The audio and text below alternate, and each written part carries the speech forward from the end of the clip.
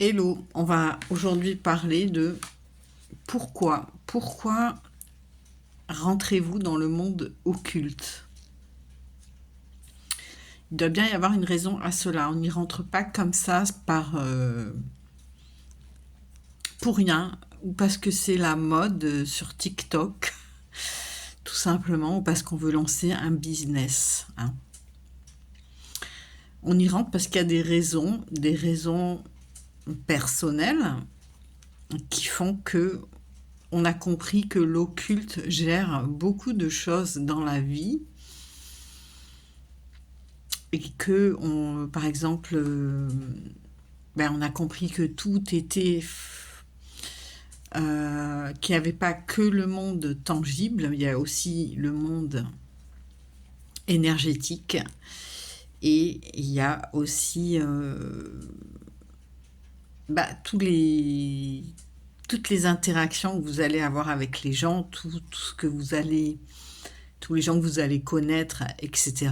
Vous allez voir que vous n'êtes pas forcément sur le même plan, hein, le même plan. C'est-à-dire que si par exemple vous avez subi trop d'attaques de jalousie, etc., attaques par les collègues, enfin vous le sentez, hein, vous sentez les regards un petit peu jaloux, intrusifs, euh, ceux qui ne vous veulent pas que du bien, etc. Donc là, vous prenez conscience qu'il y a effectivement tout un monde, hein, malgré la surface, c'est-à-dire malgré les convenances, qui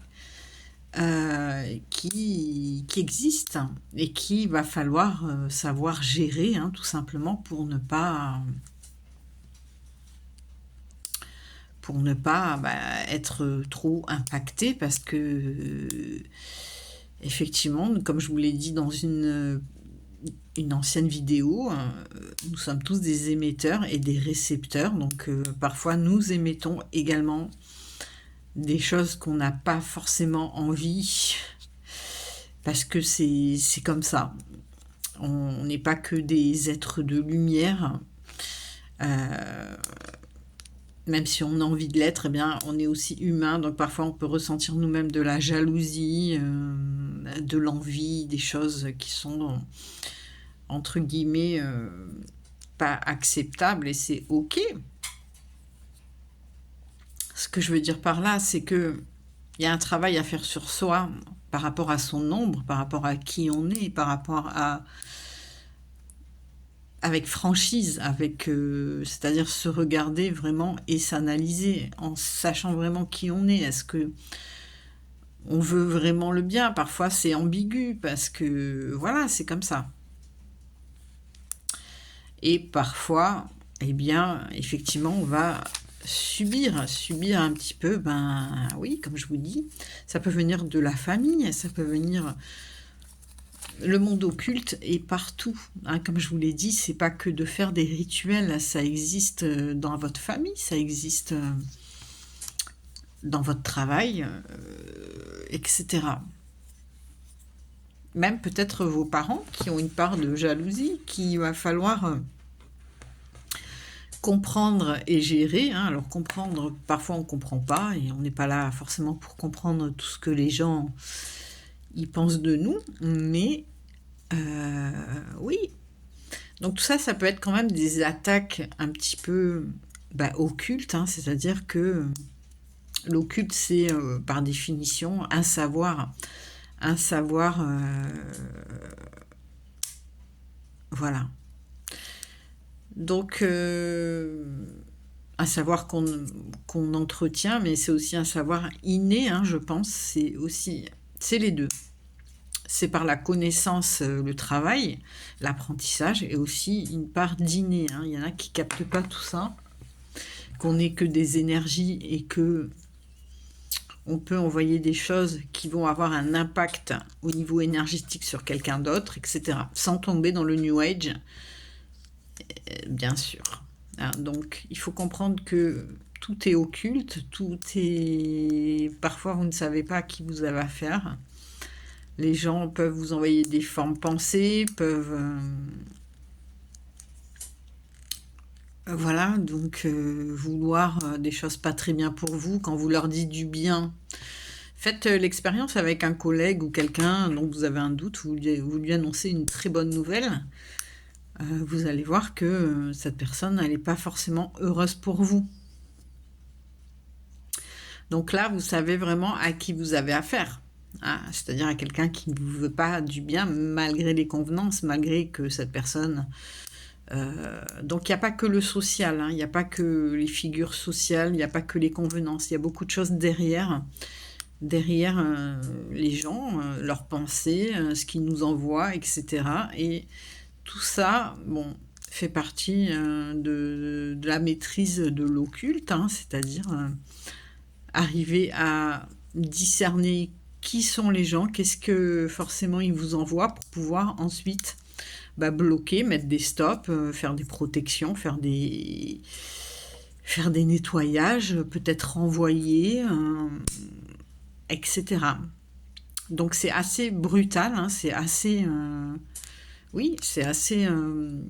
c'est une réalité qui est intangible, mais qui est quand même qui est là, hein, qui existe, et qui est assez brutale, je dirais, et dont il faut savoir...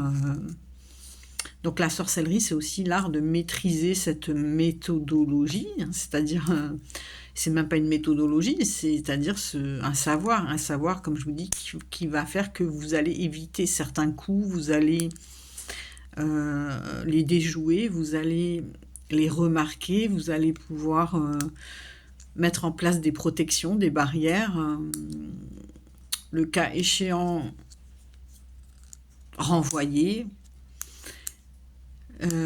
et aussi s'en servir pour attirer ce qui vous manque, hein, etc., etc. Donc, c'est pour ça que c'est pas qu'un effet de mode, hein, c'est parce que des fois aussi on en vient à l'occulte parce que on voit que dans la réalité ça ne marche pas ou que ça c'est pas vraiment ce qui se passe. La réalité, parfois, je sais pas comment le dire, mais je veux dire le social, la société, ce qu'on montre, etc. On voit qu'il y a quelque chose derrière qui fait que soit ça bloque. Alors, bien sûr, il y a la psychologie, il y a tout ce qui est inconscient, etc. Mais il n'y a pas que ça, hein, voilà. Donc, et ça, personne ne vous l'a appris, personne ne l'a appris. On a, par le vécu, on a capté certaines choses, on s'est déjà mis sur cette voie de l'observation, de l'apprentissage, et petit à petit, on développe. Voilà. Voilà ce que c'est aussi pour moi la sorcellerie, la magie. Et bon, la magie est partout, hein, voilà, mais le monde occulte, en tout cas, fait qu'avec certaines personnes, il va y avoir comme un combat spirituel, malgré que rien ne se voit et que rien n'a été dit, hein, parce que vous ne portez pas les mêmes valeurs, parce que vous vous confrontez, parce que c'est deux mondes qui se confrontent, etc. Et que il va falloir... oui, arriver à voir, à discerner, avoir la vision, le troisième œil, ouvrir, avoir l'intuition exacerbée, ça, il y en a qui l'ont, il y en a qui ne l'ont pas. Voilà, moi étant petite, j'ai toujours appris à me protéger. Je pense que ça revient depuis l'enfance, hein, aussi, c'est-à-dire que on m'a toujours dit de faire très attention, etc. Moi, j'ai toujours été à l'affût dans la vraie vie, hein, de savoir à qui j'avais affaire, est-ce que par exemple dans la rue, sans tomber dans la paranoïa, mais est-ce que dans la rue, je suis suivie, est-ce qu'il y a quelqu'un derrière moi qui est un peu bizarre, qui va vouloir... Donc tout ça s'apprend, enfin c'est aussi être à l'affût, c'est un peu, il y a aussi une part de... C'est un peu comme les sorciers chamans, hein, voilà. Je reviens un peu au livre de Castaneda. Si vous les avez lus ou pas lus, ils sont très instructifs. C'est-à-dire qu'un sorcier doit toujours être à l'affût, à mon sens.